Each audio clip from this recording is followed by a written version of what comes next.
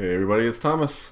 Let's talk about some Blood Bowl League of Blood Bowl. We actually ended up ending this week a little bit early, so doing this video a little early because the week ended early, which is kind of nice. It'll give people more time to play Week 10, which we'll talk about in just a little bit here. But let's first get into what happened last week in Week 9, and we're also going to get into some level ups. Yes, I finally got some, especially on the Troll. Ooh, so fun.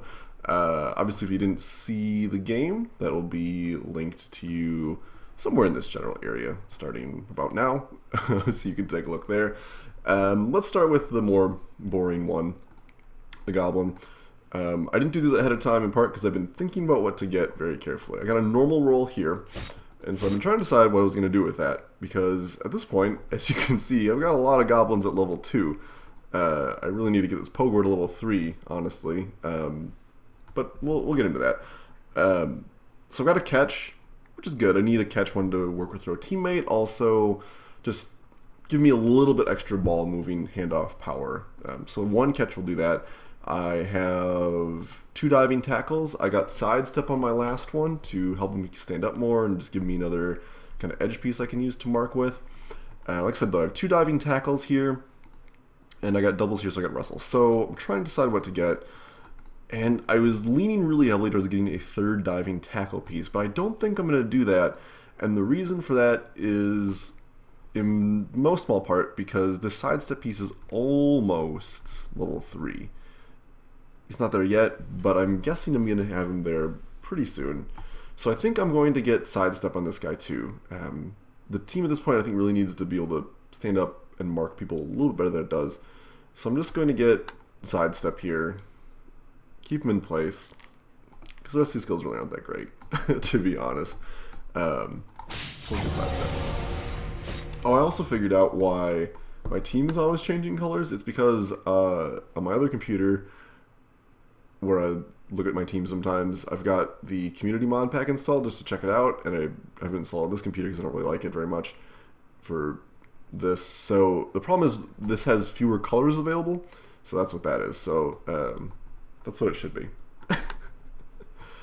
Anyway, just save that so the color would be weird. So let's get in. So the troll here is difficult because this happened. This is really difficult because +1 strength would be helpful, but so would block. The argument for getting +1 strength is that against like other 5 strength big guys, it would give me a free 2-die block, no problem. I'm hesitant to do that because block makes all of my blocks more reliable, and with loner you need as much reliability out of your blocks as possible. And with goblins, it's really not that hard to get a 2-die block on, or get a support in to get a 2-die block against another big guy.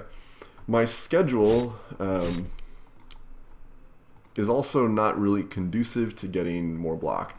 So, like, Andrew's team here, yeah, he could get a tree, but that guy's 6 anyway, so who cares? Rat Ogre, okay, it would help against the Rat Ogre, but everything else is so small that it doesn't really change too much of anything. Amazon's changes absolutely nothing. Ogres, it kind of matters a little bit, but even then, it's only 1 6 strength piece against 6 ogres, one of which has guard. It's really not going to be a big deal for Chris to bully this troll, even with 6.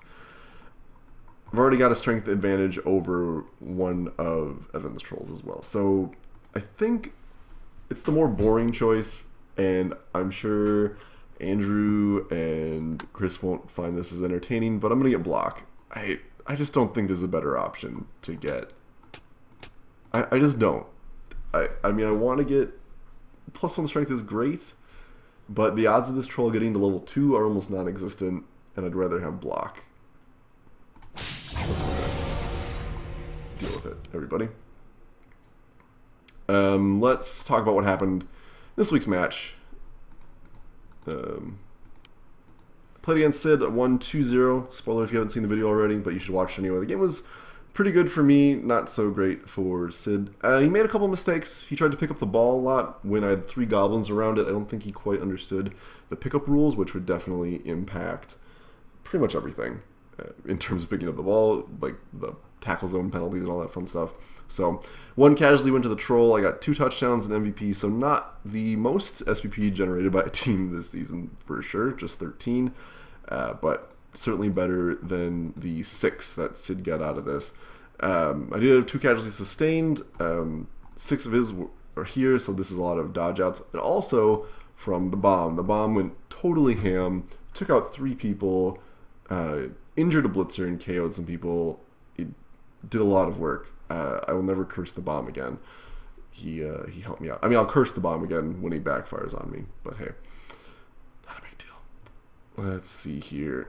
The rest of the game is pretty much just me working from an advantage, getting him down to 4 players at one point in the second half. Made my life a lot easier, to say the least. So as you can see, I got a level up on the troll finally. I'm really hoping to get a level up on the Fnatic. That'll be exciting.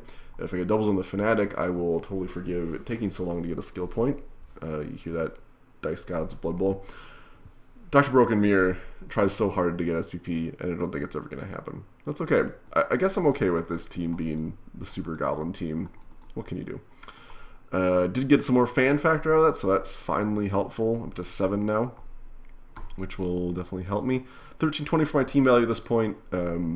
Puts me up there, but it's not the end of the world. Let's get into some of the other games that happened this week.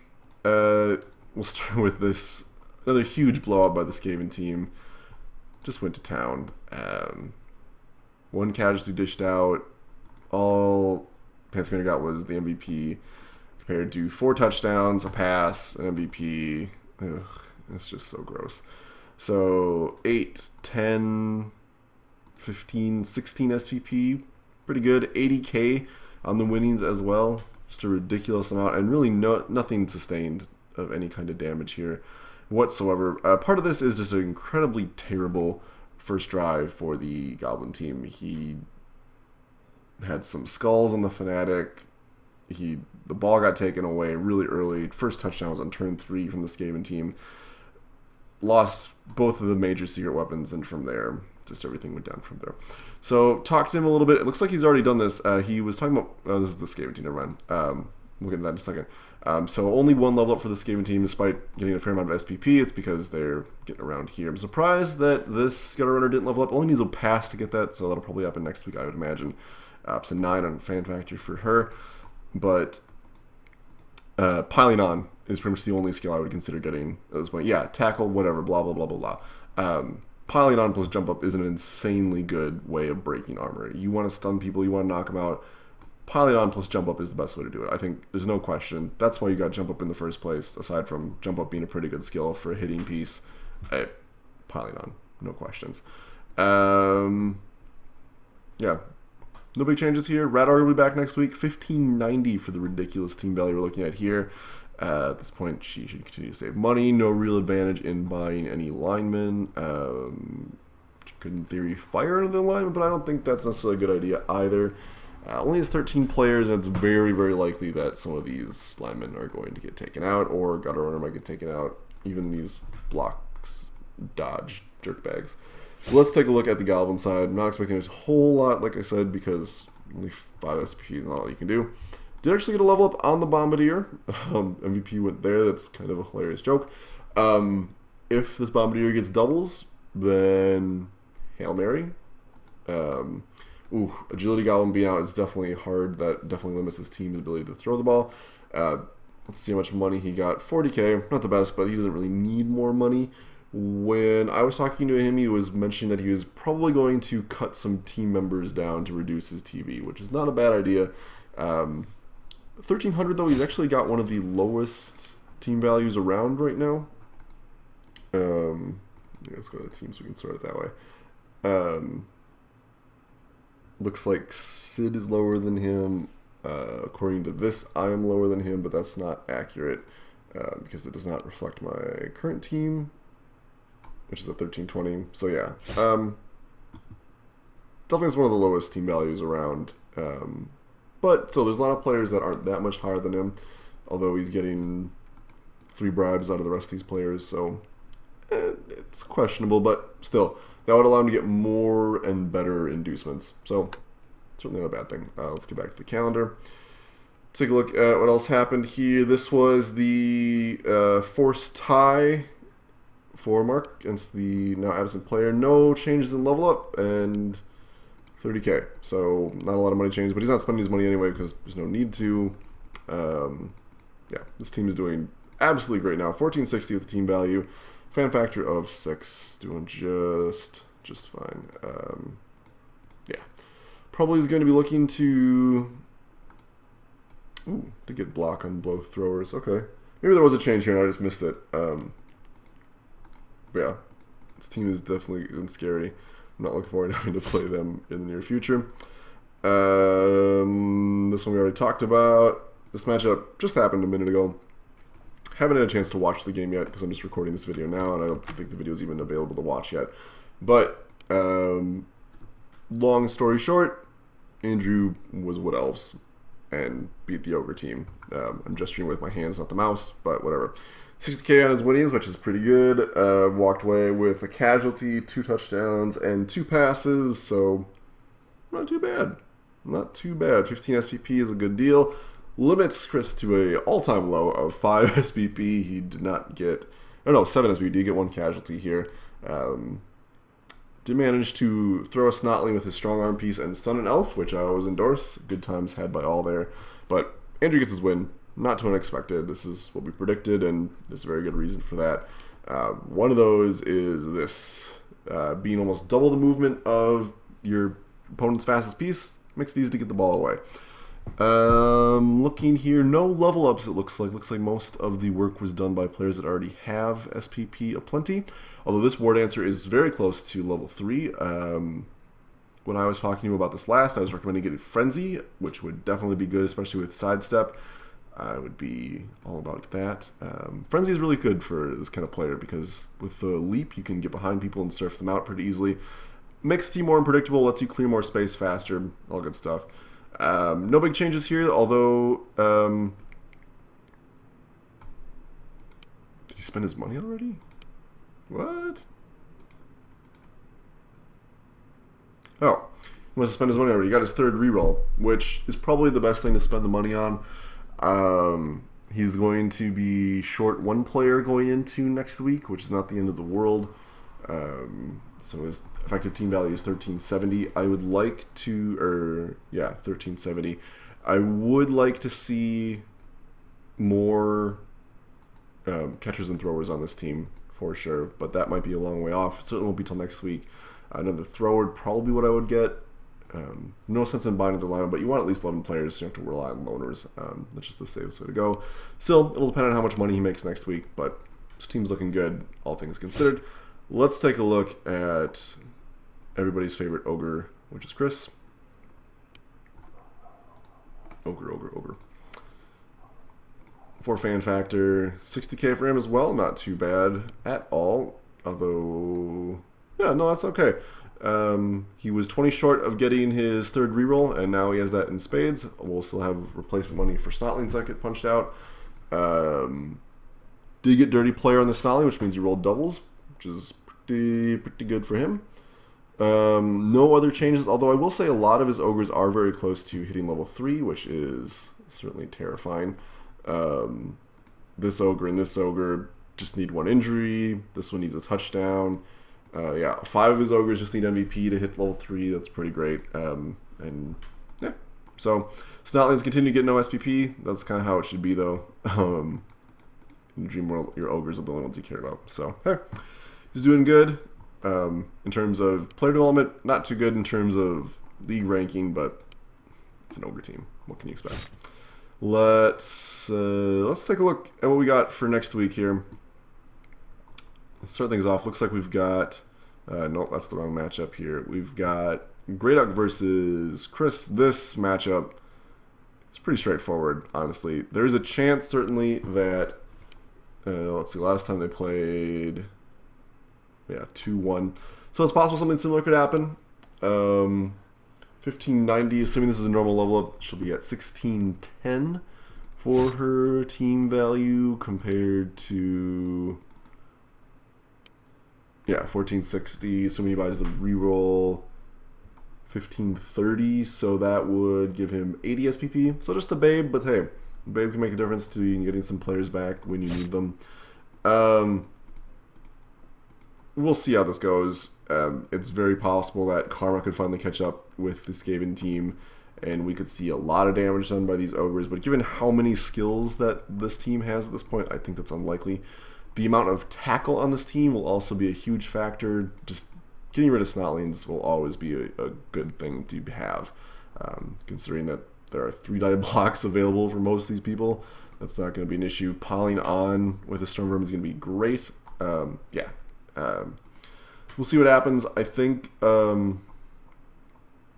certainly that bad things could go down for this team, but I'm not expecting them to lose. It would take a great deal of pain and suffering for that to happen. This team should be able to score circles around the Ogre team.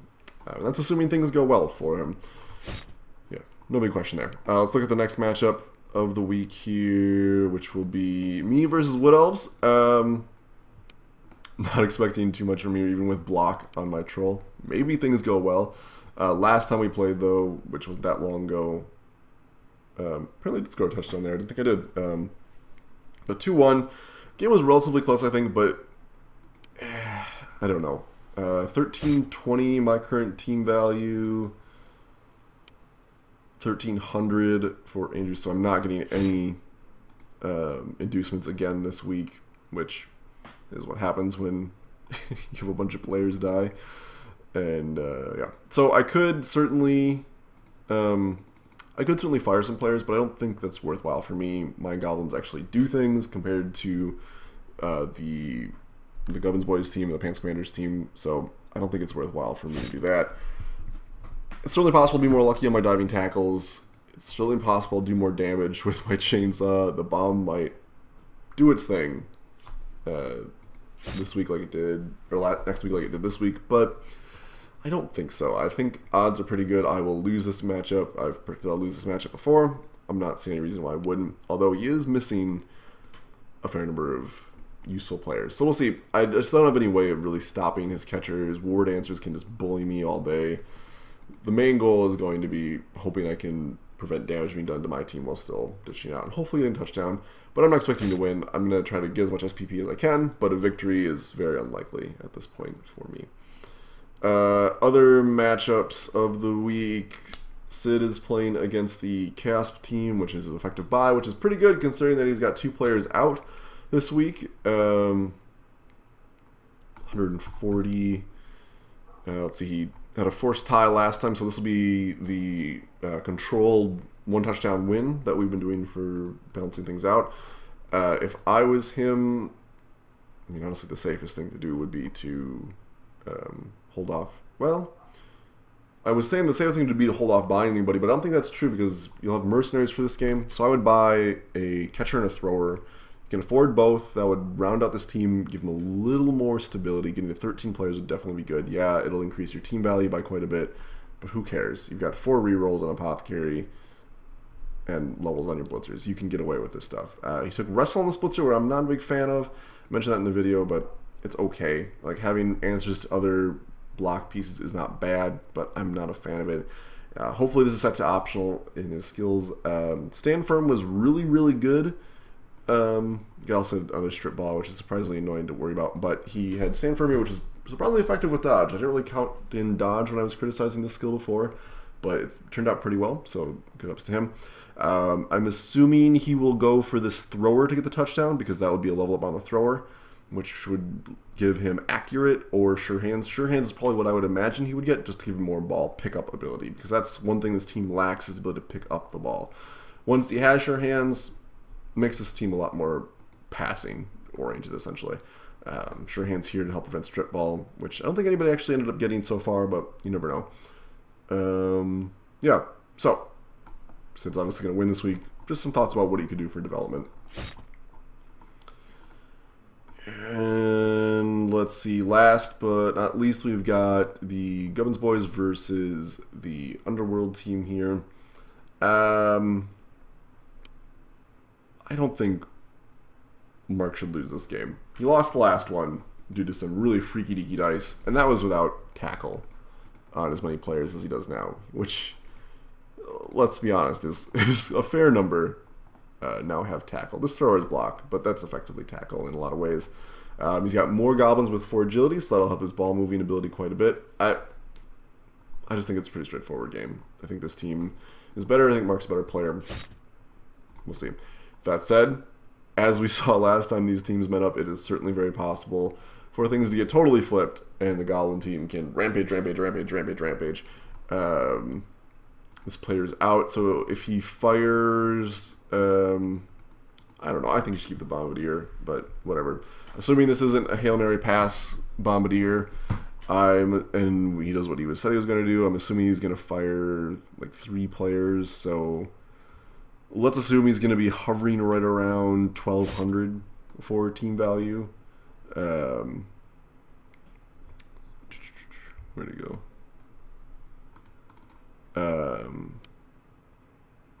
It's beating 260 in inducements. That's 3 bribes and something else, or a wizard and 2 bribes, which wouldn't be too bad. And something else, like a babe, probably.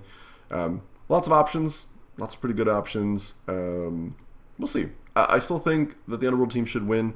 It'll kind of depend on what the Goblin player here does in terms of getting inducements and things like that. Let's take a quick look at the rankings here. A little bit of shuffle up as Pants Commander lost his game and I won my game.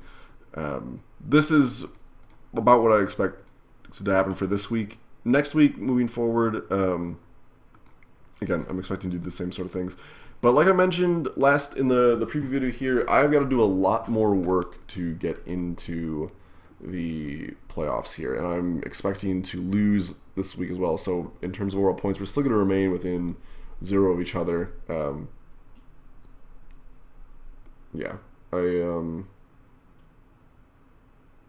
Honestly, our results for the next couple weeks are going to be the same, aka losses. So this spot for 4th is still very much up in the air. Sid with his loss here, I think, has a pretty difficult time getting into the playoffs, like we talked about in the video last week, but it's still possible. Still, it's a much harder road for him moving forward at this point. So he'll be at 7 points. He'll be tied with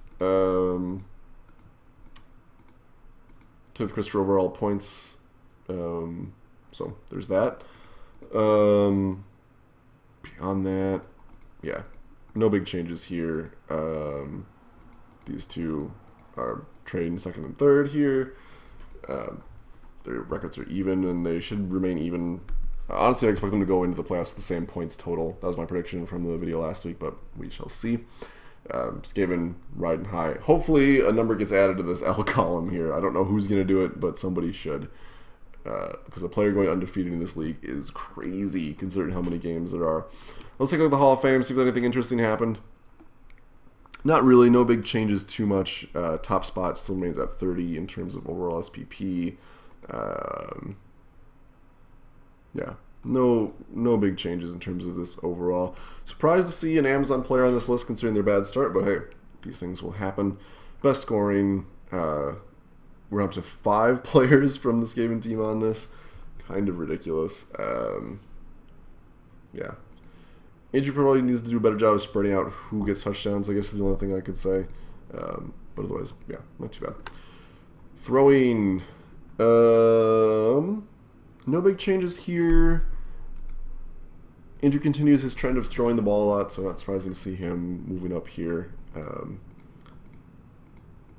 Mark is apparently throwing the ball quite a bit. I think these are handoffs, though. I think. I don't remember. Interceptions, nothing changed there. Injuries. Finally got to 3 on a troll. These are all good things. No big changes otherwise here. The Skaven team being so present on this list is crazy to me. Doesn't make any sense. Running, once again. Pogor runs so far. He runs so far away. I don't know what it means. I think this is like the second... Last season I remember dominating this chart too. And I don't really know what that means. That's just kind of weird. Let's sort by team here. Not too surprising still to see teams that are scoring the most up here. It makes sense that considering how much running's been done in this league, that you would have a fair number of people there. Let's take a look at throwing distances. Really surprised not to see more Wood Elf on here, considering how much he's been throwing. But I think this also factors in throw teammate, maybe? No, that doesn't make any sense. Whatever. Survivor continues to be nothing. No new death this week, which I think everybody's a little relieved about. It'd be nice if we could get to 10, just so we have a nice statistical number here, but we're okay with not dying too much here. Receptions are kind of all over the place here. As Sid ups his passing game more, not too surprised to see more and more Amazons on this list. Not that much passing, though, to be perfectly honest, in this league. It's a very running-focused league. Not too surprising. Especially, I think we'd see more passing if Sid's team would come online a little earlier, but it didn't, so these things happen. Quick recap, because I didn't do it. Probably think this is going to go for week 10 here. Skaven should win. Wood Elves should win. This is a forced win, but Amazons will win. And Underworld should win this game. So, yeah, fair amount of direct. I don't think any ties are going to happen this week. Yeah, so we'll see. Things are definitely getting tight as we move into the playoffs here. We've got just 5 more games left. Season is nearing completion, which is pretty exciting. Then we'll have the playoffs after that. So that should be fun. Thanks for watching, everybody. My name's Thomas. We'll talk to you guys later.